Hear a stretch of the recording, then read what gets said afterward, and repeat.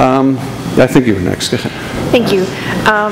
There was briefly mentioned earlier the discussion of paying attention to your larger givers, and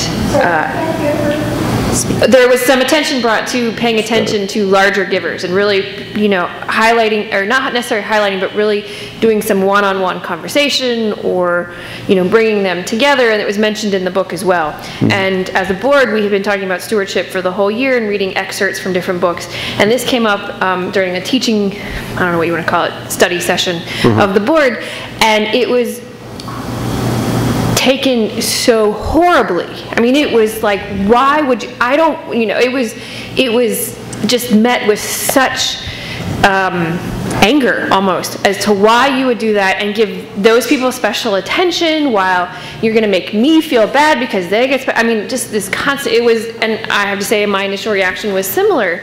And after reading this, I had a different take on it. But I'm curious how we broach that conversation, because as we don't really do that. We kind of have actually gone away from highlighting that kind of stuff. Those differences.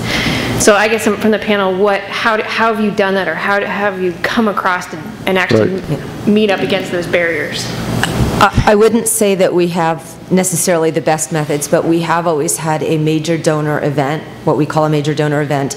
It is not publicized, so the people who are not invited are not necessarily aware that it's going on, and I know people are not aware that it's going on, but that those who are our major donors are thanked, and that is part of what happens during that event. And this year we tried to do something a little differently.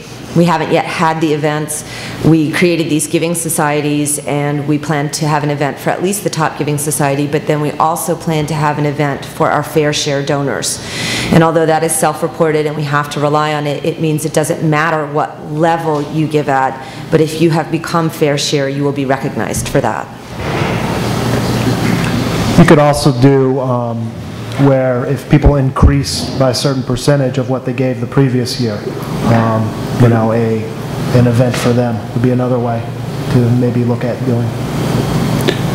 And I want to say something. Kind of my sense is, why should we discriminate? Why should we not honor people who make financial gifts? We certainly honor people who make gifts of their time. And other types of gifts. I think that's a perfectly good thing to do. And I understand, I agree, you can't play favorites. But these are people who are highly motivated. That's one thing. People who give are highly motivated. And it's a very good reason to be paying special attention to them, because they often have a lot more insight about what's going on in the church and care a lot more about things that are going on in the church than folks who are giving small amounts. If you wanted to do a poll and say what's working and what isn't working in this church, wouldn't you want to have the people answering that who give the most and who presumably are the most invested in the church? I recognize that doesn't mean they're entitled to more kind of preferred treatment, but certainly they are people who are a very important constituency to the church. A church is not literally a democracy where everybody has one vote. You know that. You know there are people in your church who are what I sort of pejoratively call, but I shouldn't probably, backbenchers, who are going to be there but who just are there and are not going to be that involved.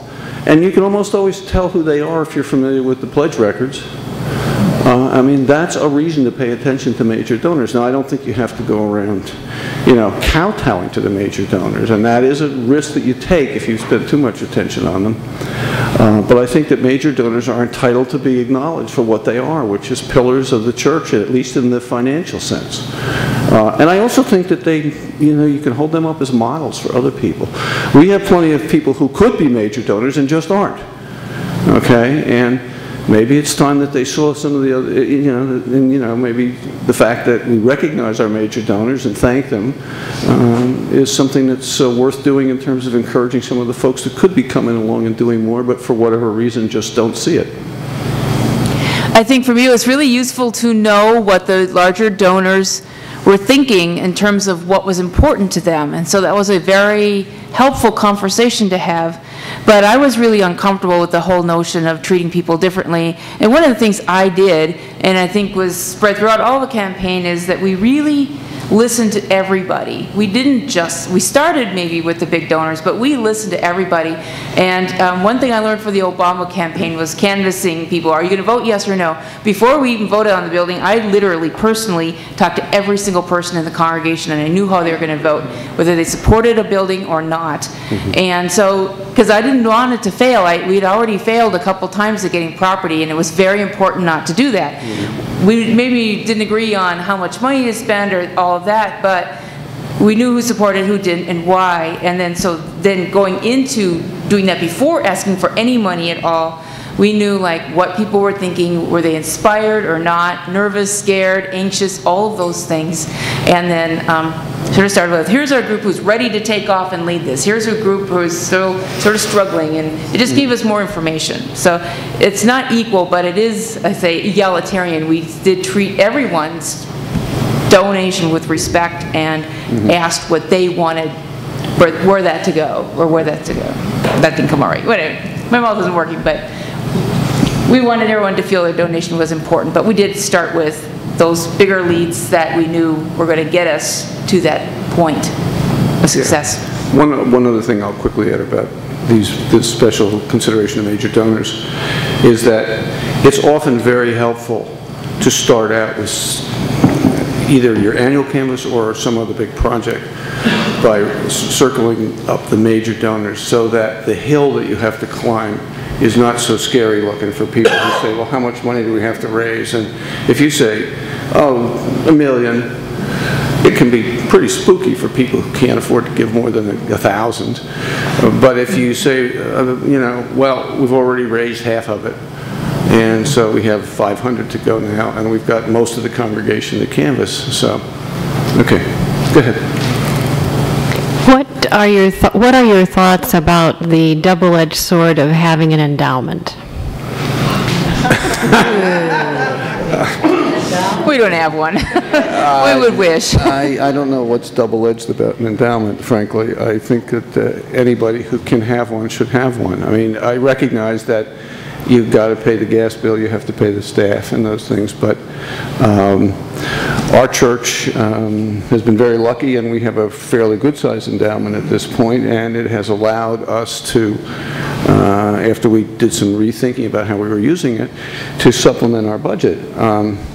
Now, if what you're saying is the endowment encourages people not to give because they see that money is already there, is that what you mean when you say double-edged? Well, I think some of it is, it takes up a lot of energy talking about it. It's not a large endowment. We do draw upon it like 1 or 2 pledges would wipe out what we draw. Right. But it is an endless source of debate, much more than religious theological issues. Ah, okay. I would say you haven't identified the real problem and why it's Right. the energy is around that. Yeah, I might want to ask, not how big the endowment is, how big is the congregation? The congregation is about 120 people. The endowment is about $350,000. Okay. Well, maybe Al and I are going to have to leave fairly quickly, but I will stick around for a while. I have some thoughts, and I might be able to talk to you a little bit about that more directly if we just catch up with each other at lunchtime for a little bit. Okay? Thank you. Yeah, endowment has to be viewed as your rock of future security and so forth, and even if it's a modest endowment, I think it's critical. And my producer is telling me the last question. Well, in trying to recruit canvassers, the number one thing I hear about is, I hate asking people for money. I just hate doing this. Is there any tips you have to make people feel more comfortable about asking? I'd appreciate it. No.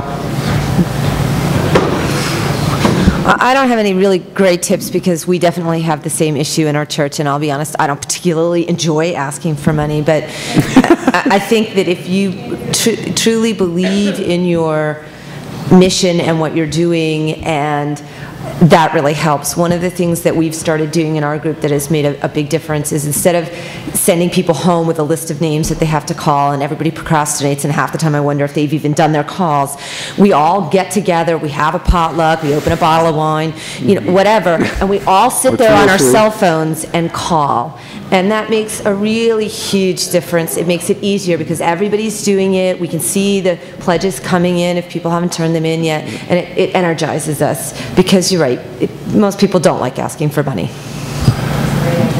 We had, I think, a really great strategy for that, for our capital campaign, which was joint with our annual fund, is we started with training the Canvas core team, and that group was selected based on their very personal gifts, like Miss Sherry over there is our hostess extraordinaire, and so she was on the committee for that point. There's the chair, there was a person who went after the lead donors, there's a person who did all of the communications. So it was a very diverse group on the core group. They were trained by our professional who then went and canvassed. Well, first we canvassed each other, then we went to the next group, canvassed them, and then we recruited them in to be the next canvas group. And then the excitement literally did build. And then that group went out to canvass the rest of the people, and they only had, by that point, had 2 people maybe they had to do. So keep the job in line, and then just let the excitement build. One thing I wanted to add, that from my personal experience, when we were doing face-to-face canvassing, I did do canvassing for several times. And one of the things that made that whole process easier for me was that we had training that basically consisted of role-playing. And I recognize that role-playing is a little artificial and all that, but if you can just sort of go through the script, and particularly if it's a script that people, you know, I mean, a sort of a general outline of how to do it, and it's one that people know works. And then, what we also did, we started out by canvassing the other members of the Canvas team. There's hardly a friendlier audience than that to make the ask to. And so it gets you through the first time, and you know, and we've also, I can remember one year we did this thing where, it actually worked, although I don't think we could do it now, where we literally got half the congregation to canvass the other half.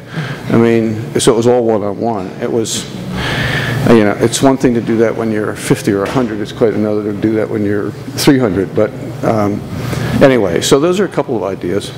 And I'm going. Just one other thing I wanted to add to that was that... not quite going. I'm sorry, but it was important because it became about sharing the moment and not just about asking for money. This was one of the most exciting moments in our church history. We knew that this was fundamental to our, you know, survival, and we just wanted to share the moment. Well, thank you, Chris, Matt, Al, and Dan. Right? Ron. Ron, sorry.